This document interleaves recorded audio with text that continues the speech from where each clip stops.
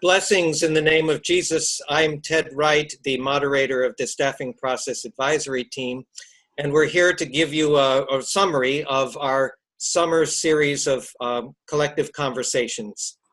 On May 8th, the question was, what can we all agree upon that we should look to Presbytery for? Answers included help with transitions, help with networking, pastoral care for folks in leadership, opportunities for spiritual renewal, and of course, the Book of Order functions.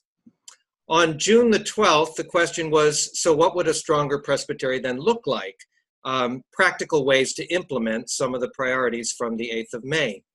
I couldn't do justice to all of the answers at this time, so I would direct you to the Presbytery website under the Transitional Planning tab, and there you will find a complete report and some rather forward-thinking ideas. Over to Katy. Hi, I'm Katy. I'm also on the SPAT team. I want to discuss the July meeting where we talked about personnel, specifically what we need from staff. We were looking for skill sets as opposed to kind of job descriptions or anything like that.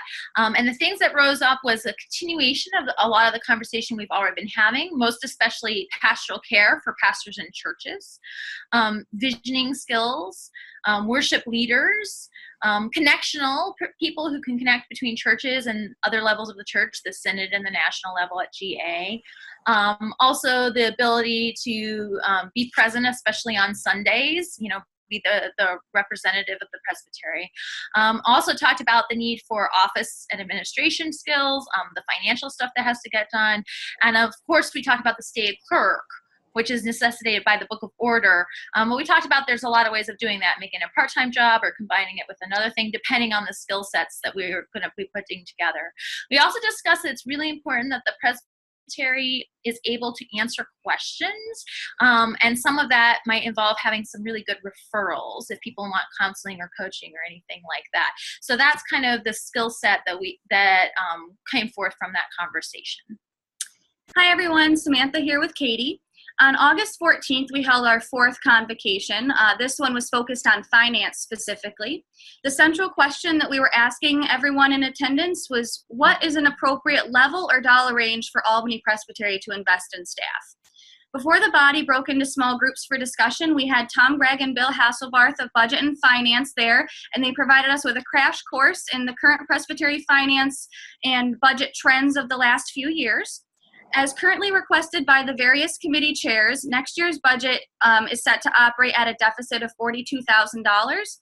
However, the Budget and Finance Committee has countered with a target 2019 budget that actually would be balanced if it was to be implemented. This 2019 budget proposal puts staffing at roughly $157,000, which is 39% of the overall operating expense. And this figure was configured based on the current staffing cost plus a 2% pay increase determined by the cost of living. Hi, Lynn Brown here. After everybody had a chance to kind of chew on the information a little and ask any questions that they had for clarification, then the group of 21 broke up into 7 small groups with them trying to come up with an answer that they could agree upon to answer the question of what is our optimal investment in staff. As the groups returned and we collected all of the 7 different recommendations, it was clear that most of the recommendations seemed to indicate a desire for a staffing investment in excess of 39%. The average was closer to something like 48%, or about $200,000 based on the expected expenses for 2019. Of course, in order to be able to afford that, we have to either have more income, less expenses, or take money out of savings. The latter, the third option there, taking money out of the presbytery's asset base, would prove unsustainable in the long run, but could, with a good rationale, be sustained perhaps in a shorter intentional period of time. Budget and Finance and the trustees are working closely together with us, with SPAT and personnel as well.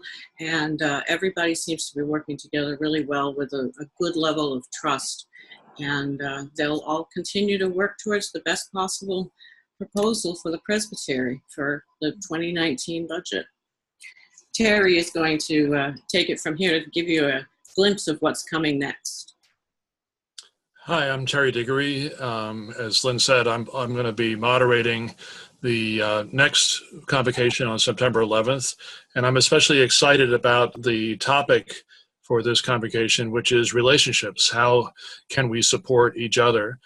This is obviously something much broader than the question of staffing that began our conversations, and it's something that SPAT has been exploring very seriously, and I think with some good results. We've certainly gotten good feedback on the process that we've been engaging in, and we want to explore ways in which that process can continue to become part of the culture of Presbytery.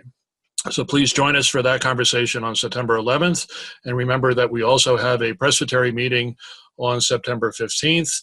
SPAT will have a chance to present summaries of its findings at that meeting.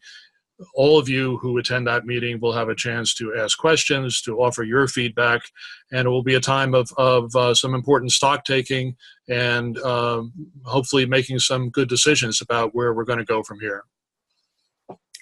And lastly, we want to have one final invitation for you. If you have any concerns or issues left that you want to raise up before the September 15th meeting, when we're going to coalesce all this put together, regarding the future of Presbytery staff or anything else that you want to kind of have a pastoral and confidential kind of meeting about, any one of us, you can contact any of us on the team, and we would like to invite you to have that conversation, so that we can have all the information we have and can be transparent and invitational. So anyone who wants to have this kind of personal conversation, we're here to do it, and the time is now to do that if you want to do that.